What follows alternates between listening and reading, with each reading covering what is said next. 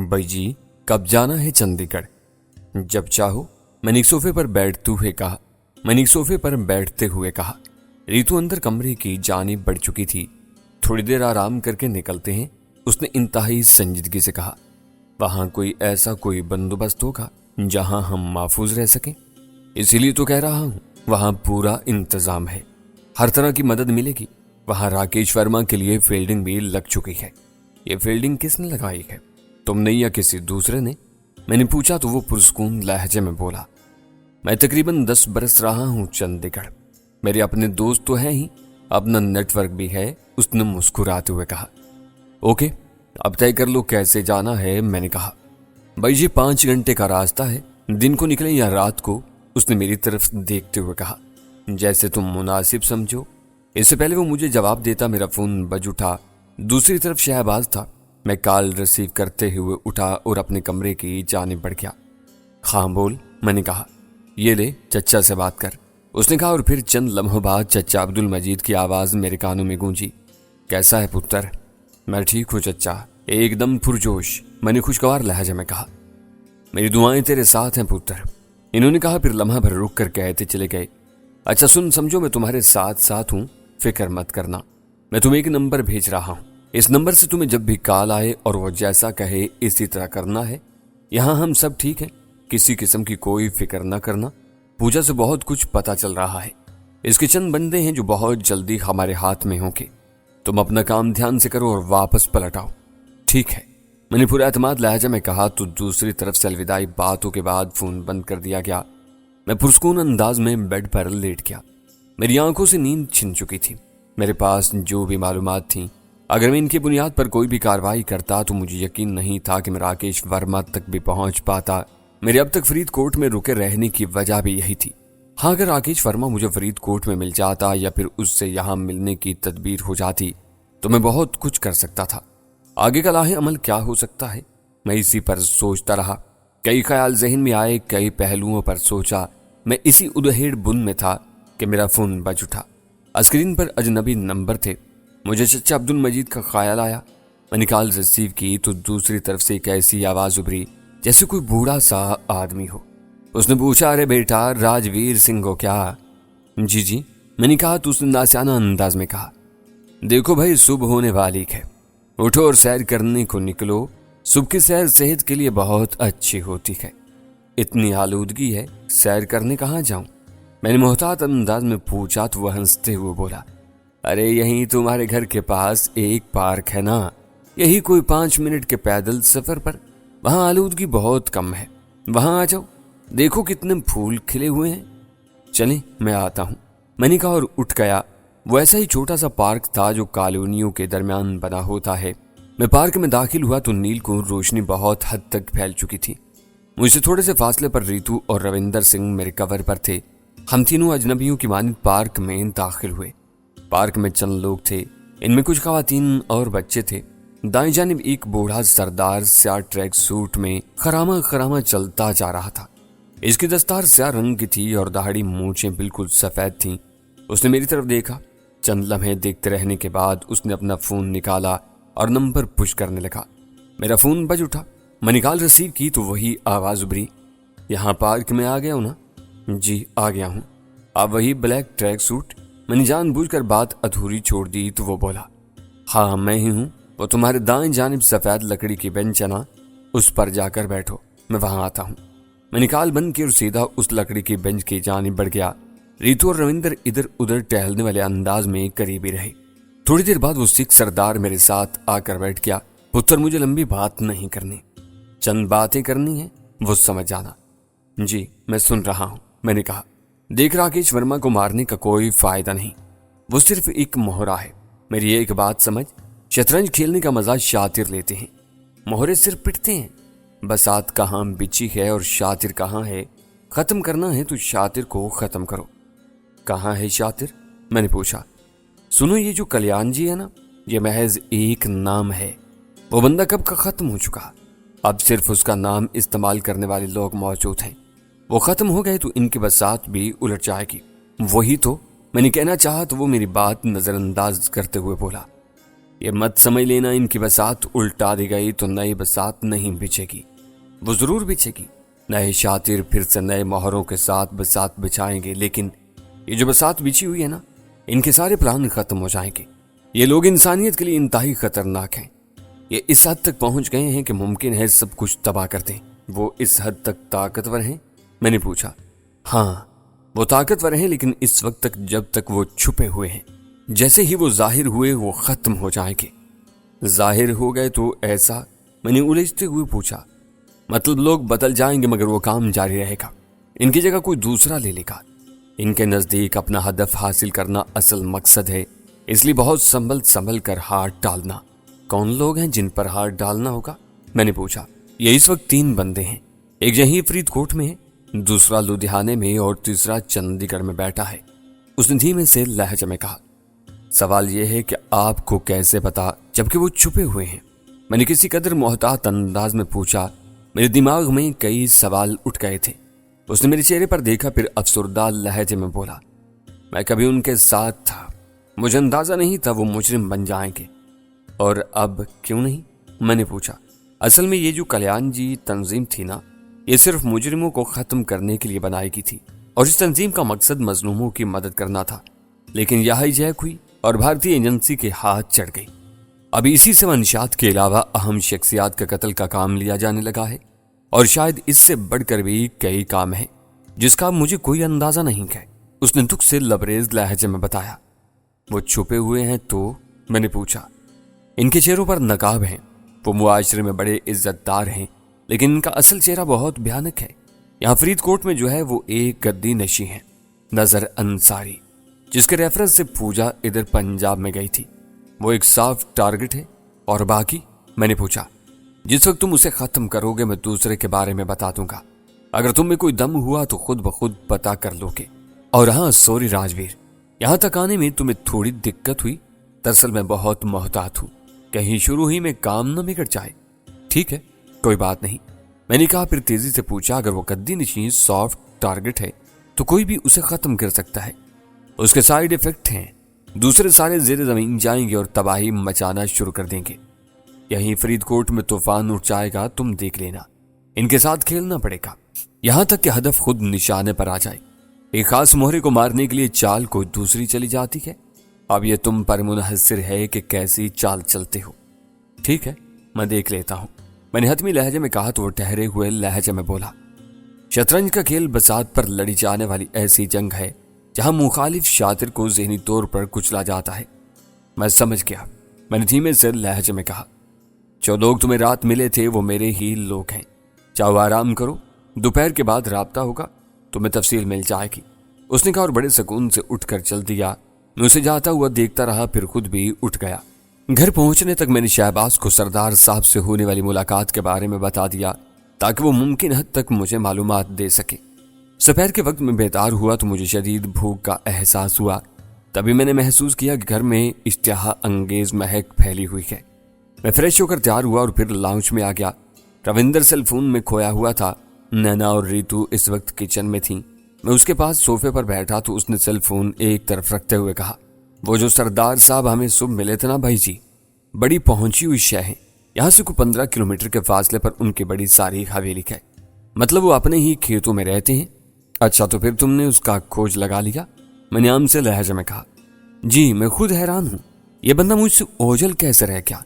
उसने सोफे से टेक लगाते हुए कहा, अच्छा चल छोड़, इससे तो बाद में निमट लेंगे। तुम ये बताओ कि जिस गद्दी नशीं के बारे में सरदार साहब ने हमें बताया था उसे किस हद तक जानते हो? तुम्हें कुछ पता भी है उसका? मैंने पूछा तो वो तेजी से बोला, हाँ बहुत कुछ पता है।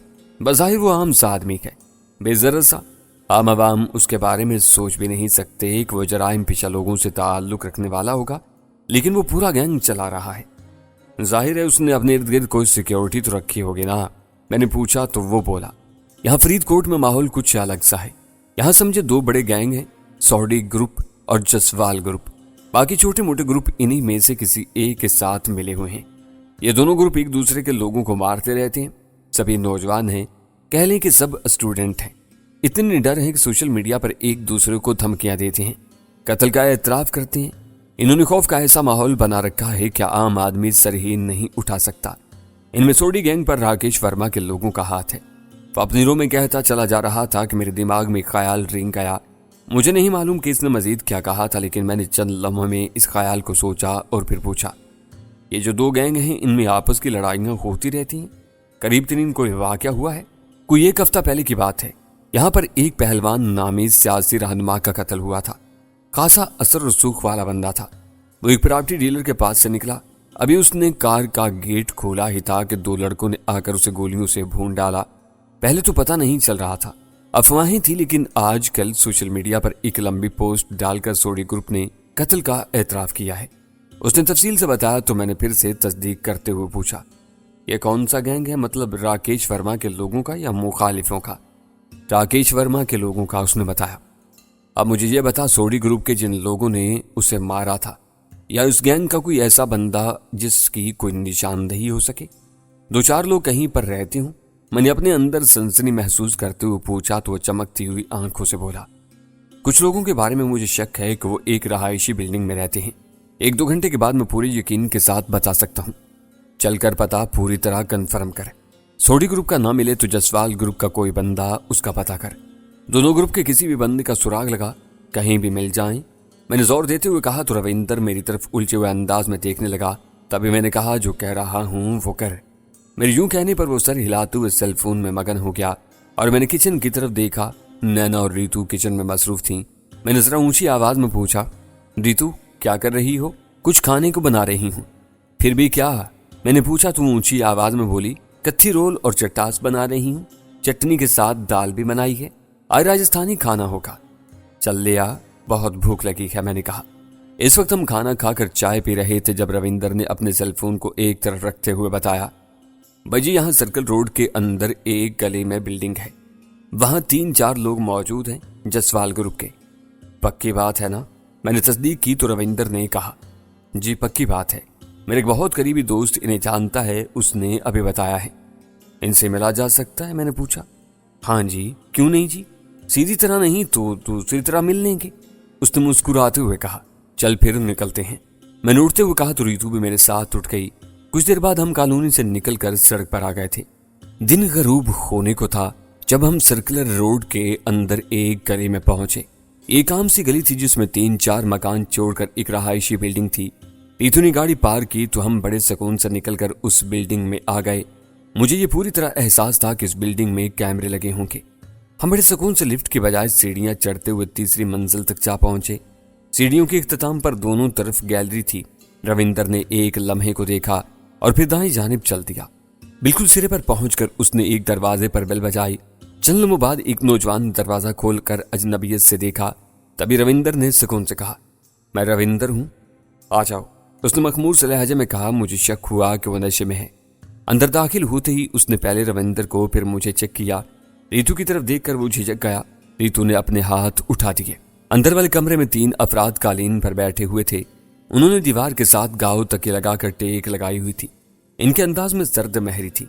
हम इनके सामने ही कालीन पर बैठ गए। कौन हो तुम लोग? यहाँ कैसे आए हो? इनमें से एक ने पूछा, जिसके बड़े बड़े बाल और घनी दाढ़ी थी। हमारा जोग्राफिया पूछने की जरूरत नहीं, ये काफिर है, समझ में आए तो मान लो, नहीं तो। ये कहते हुए मैंने जानबूझकर बात अधूरी छोड़ दी। उसने जरा सी आंखें बंद करके गौर से मुझे देखा, फिर बोला, कौन सी आफर? सोडी ग्रुप के जिस बंदे का भी पता है, इनकी निशानदही कर दो, सुबह तक इनका वजूद नहीं होगा। मैंने सर्द लहजे में कहा तो उसने चौंक कर मेरी तरफ देखा, फिर दीवार से टेक हटाकर बोला, अश्के भाई अश्के, कौन हो तुम? फजूल सवाल कर रहे हो, मैंने उकताहट से कहा। कर सकोगे ऐसा? उसने हैरत से पूछा। तुम लोग अगर यहाँ औरतों की तरह चुप कर बैठे रहना चाहो तो बैठे रहो, मेरे साथ मत चलो। इनका पक्का पता बताओ, सुबह तक खुद देख लेना। मैंने भी उसी अंदाज में कहा तो उसने अपने साथियों की तरफ देखा, फिर चंद लम्हे खामोश रहने के बाद जब में बोला, मैं यकीन कर लूं तुम्हारे बारे में? ना करो यकीन।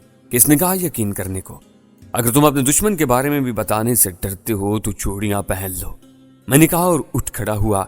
इसलिए मैं दीवार के साथ टेक लगाए एक शरीरे बदन वाला उठते हुए बोला, ए चल, मैं तेरे साथ चलता हूं, शर्त सिर्फ ये है कि गोलियां मैं मारूंगा। ओए, हम तो ना जाने कब से इन्हें मारने की फिक्र में हैं, लेकिन हम तुम्हें नहीं जानते।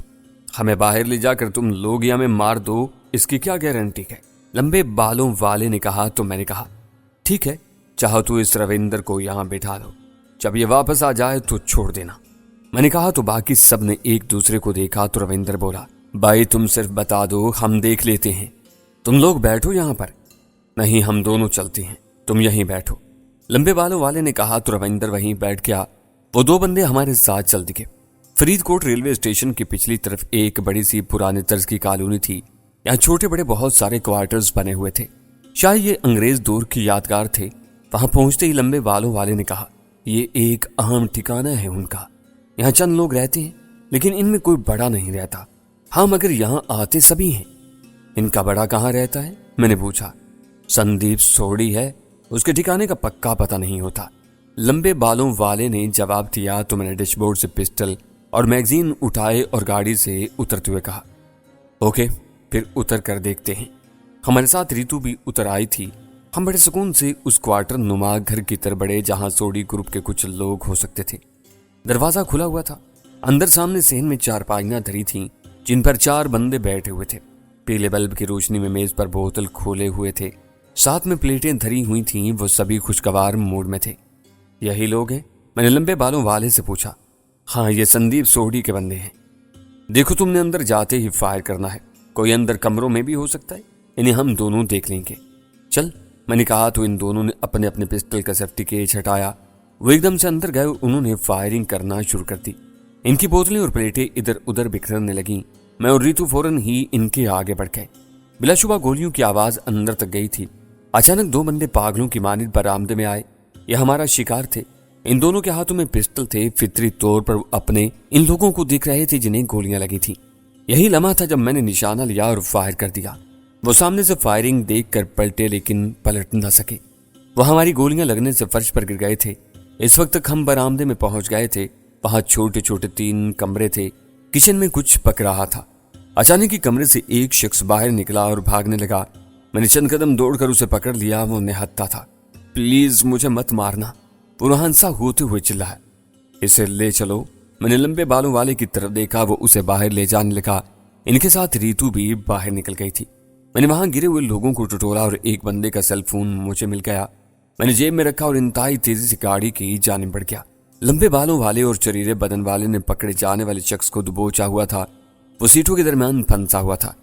इससे पूछ संदीप कहाँ है? मैंने ऊंची आवाज में कहा। बोलो ए। लंबे बालों वाले ने उसके एक झापड़ मारते हुए कहा तो वो रोते हुए बोला, मुझे क्या पता जी, वो कौन सा हमें बताता है। चल इसका फोन नंबर बता। मैंने कहा, बताता हूं। उसने कहा तो मैंने पीछे मुड़कर देखा तो वो अपनी जेब से फोन निकाल चुका था। उसने जल्दी से नंबर निकाले और फोन मेरी तरफ बढ़ा दिया। मैंने एक निगाह उन नंबरों को देखा, फिर इस नंबर को अपने सेल फोन से पुश किया जो मैंने वहां से उठाया था।